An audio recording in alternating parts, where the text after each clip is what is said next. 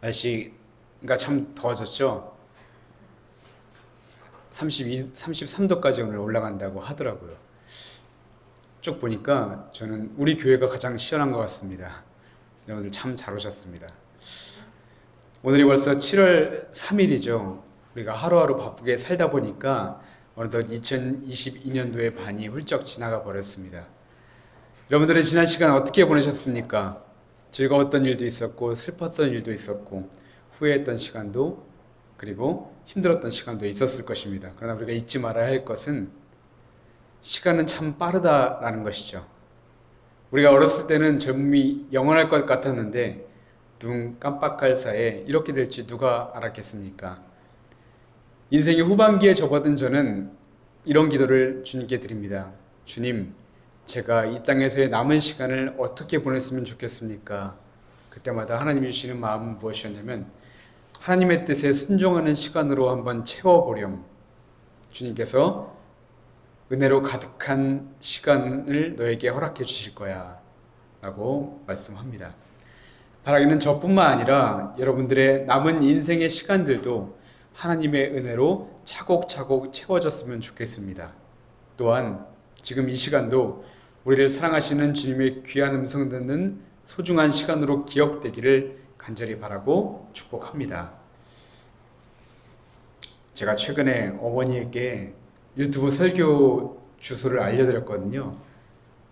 어머니가 그걸 보시더니 잔소리가 굉장히 심해지셨습니다. 뭐냐면 준혁아, 너 말이 왜 이렇게 빠른 거야?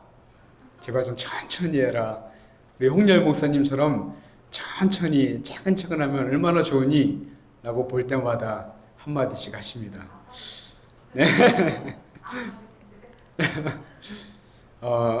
맞더라고요. 영상을 보면 설교 다른 분들하고 저하고 비교해보면 제 설교가 가장 짧아요. 그 시간으로 따져도 가장 짧고 가장 말이 빠르더라고요. 그래서 어머니의 말씀이고 주님의 말씀으로 믿고 오늘부터 천천히 한번 설교해 보도록 노력해 보겠습니다. 이제 말씀을 한번 살펴볼까요?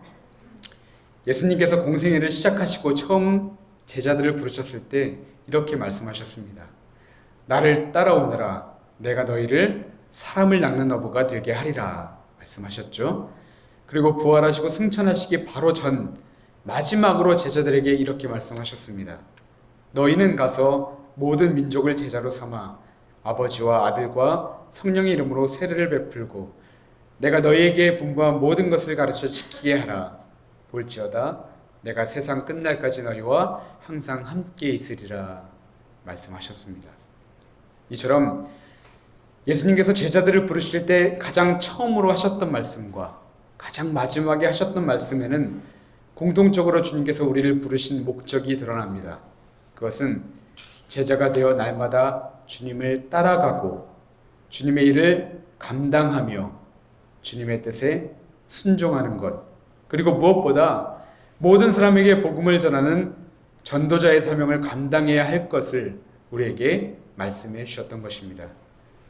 그렇다면 여러분, 지금 제가 전도자의 사명을 감당해야 한다고 말씀드렸는데 이 전도라는 단어에 담긴 그 뜻이 무엇인지 여러분 혹시 알고 계시죠?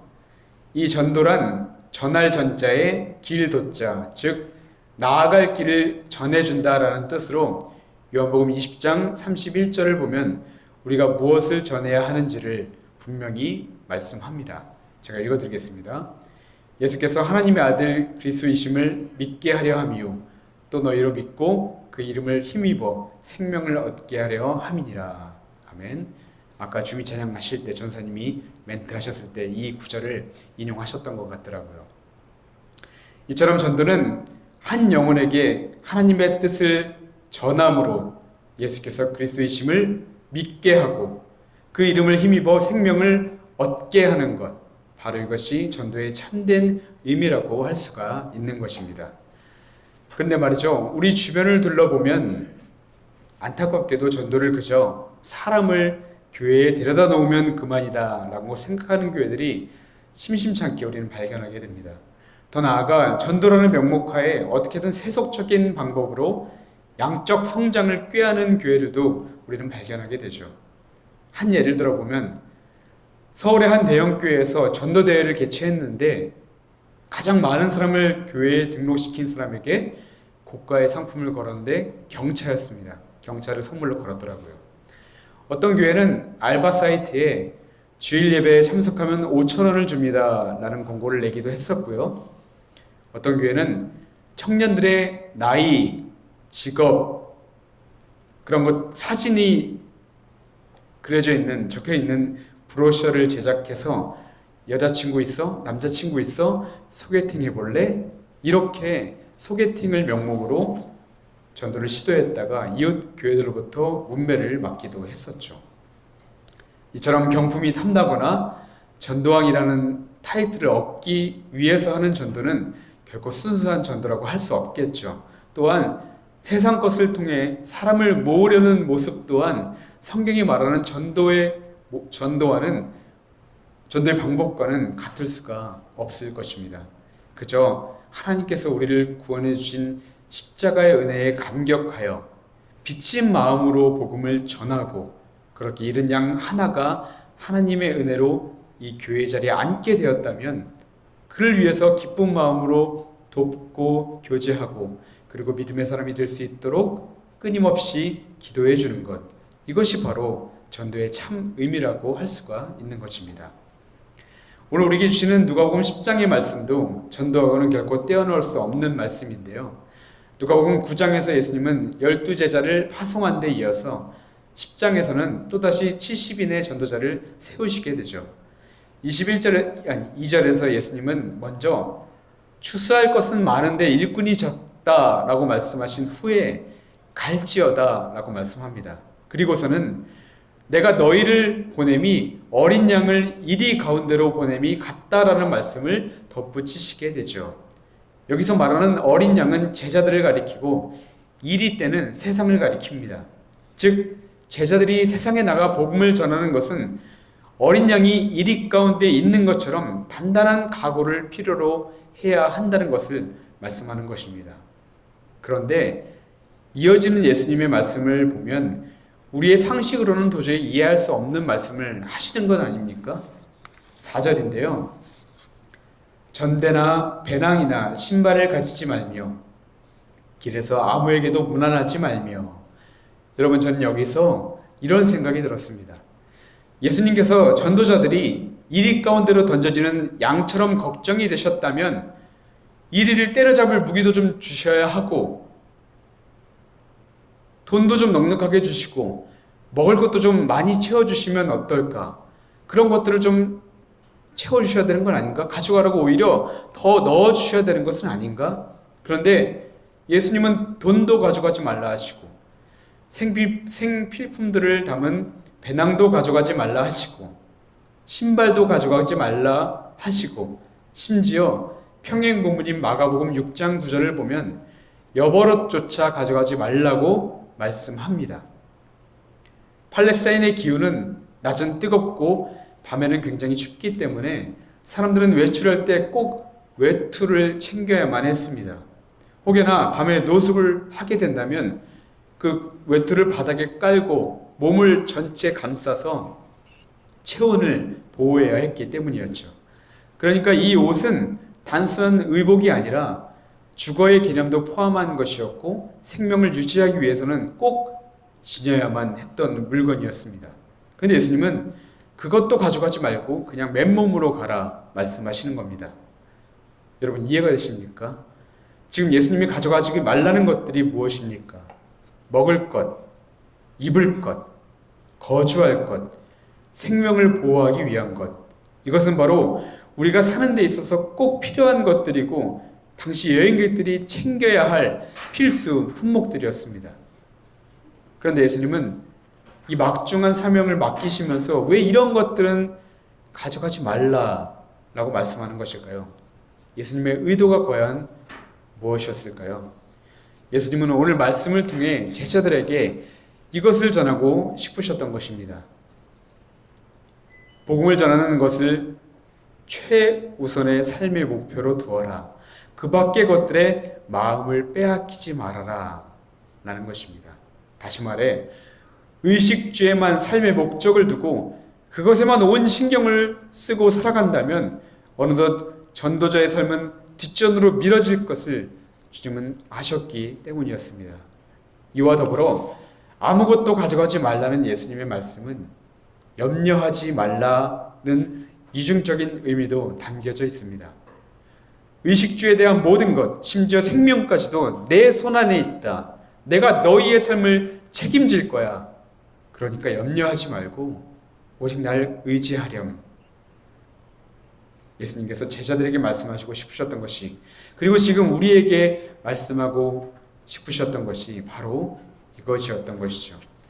이처럼 예수님은 전도자들에게 아무것도 안 주신 것 같지만 사실은 가장 중요한 것을 주셨던 것입니다. 그것은 나는 하나님이 보내신 사람이야.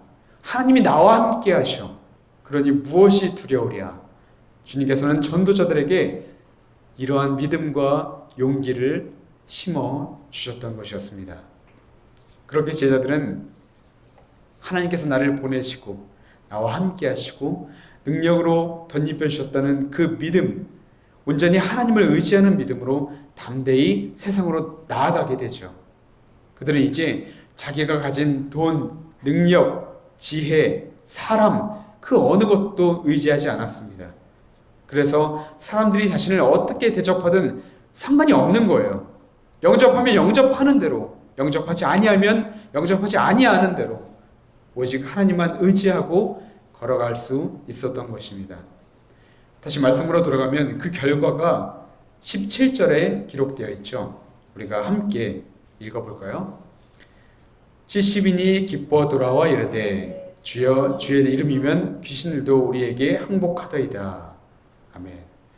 여러분, 이 말씀처럼 우리의 능력으로는 전도자의 사명을 절대로 감당할 수가 없습니다.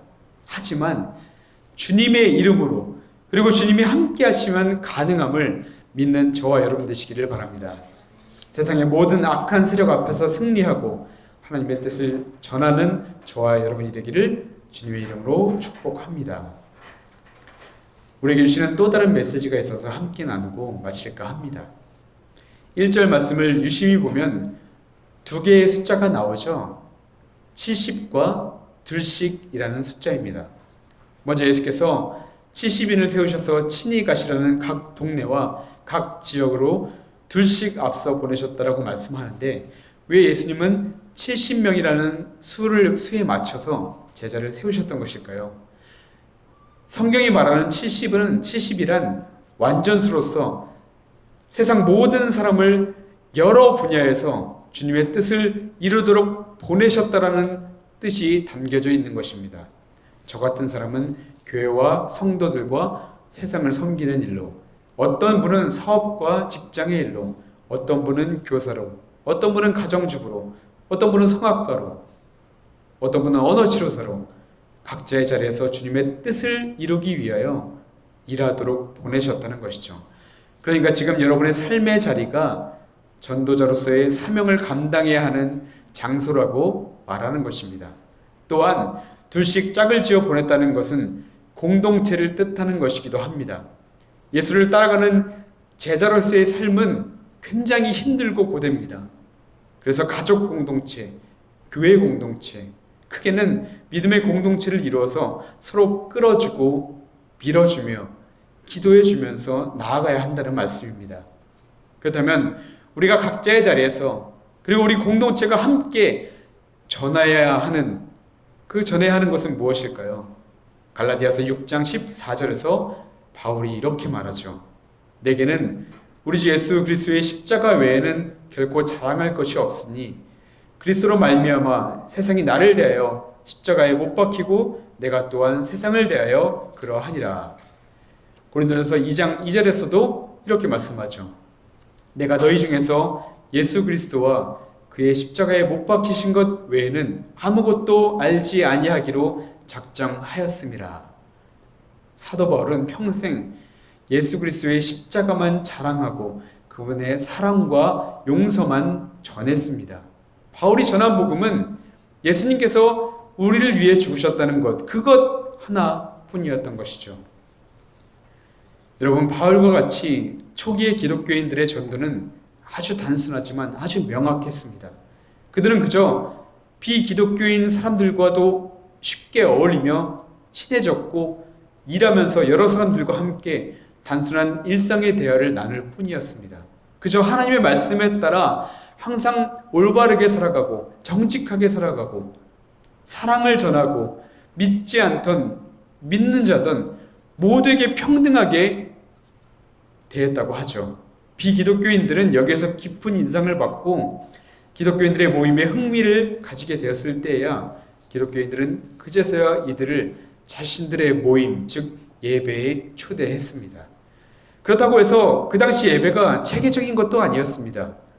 초기 기독교는 오늘날과 달리 정해진 체계적인 예배 순서도 없었고 성경도 없었고 어떤 특별하고 재미있는 프로그램조차도 아예 존재하지 않았습니다. 오히려 함께 모여 서로 일상 대화를 나누고 함께 식사를 나누고 말씀을 나누고 은혜를 나누고 그리스도의 사랑으로 서로를 사랑하는 것, 이것이 그들에게는 예배였습니다.